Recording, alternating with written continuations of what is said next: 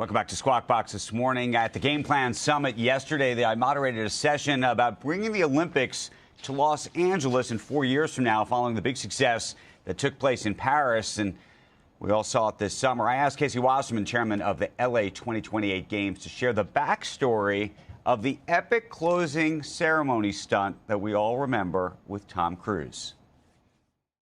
We had the original idea was the person in the stadium was a stunt double, because we're like, well, there's no way we're getting this much. We're going to get like 4 hours of filming time. We'll do the thing that the LA with the Hollywood sign. He'll hand the thing off and he's done.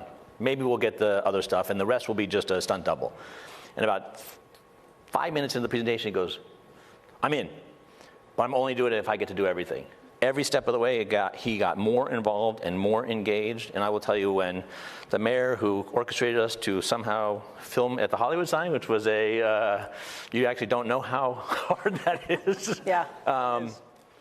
It says, well, you need to know about Tom Cruise. And by the way, did it all for free. Everyone on that program, that 15 minutes, did it for free. He finished filming Mission Impossible at 6 o'clock in London, got right on a plane. He landed in LA at 4 a.m. He filmed the scene where he pulls onto the military plane in LA. He does 2 jumps out of the thing. He didn't like the first one enough, so he did a second jump.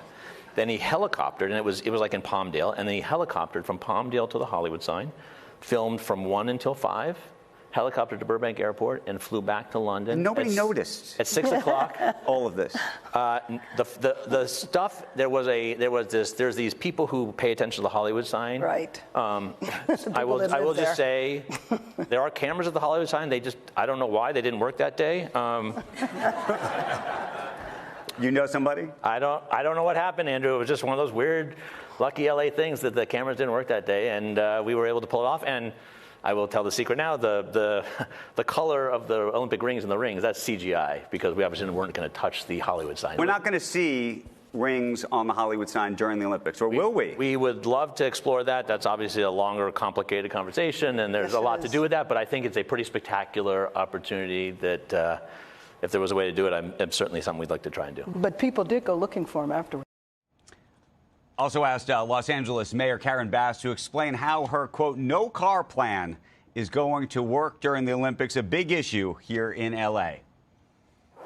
What we hope to do is for no cars to the venues, to the games, public transportation to the games. To the games. Life goes on in the city. We all collectively went through COVID and learned about remote work and learned about, staying home. So I think we can stagger work schedules. Another thing that was done in '84 was truck deliveries were made at night. Right. And so I think there is a way that we can organize the region so that traffic will be less and manageable, and that people that go to the games will go to the games via bus and metro.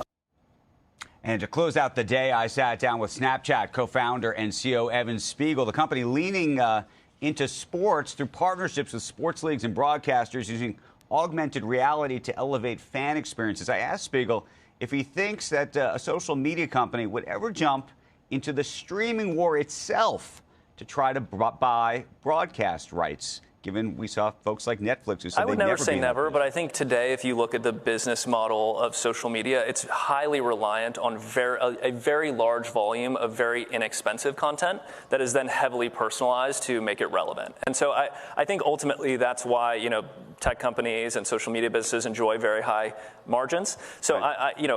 I certainly think it's possible that folks may branch out into, streaming rights and things like that. But for now, I think they've got a pretty good thing going.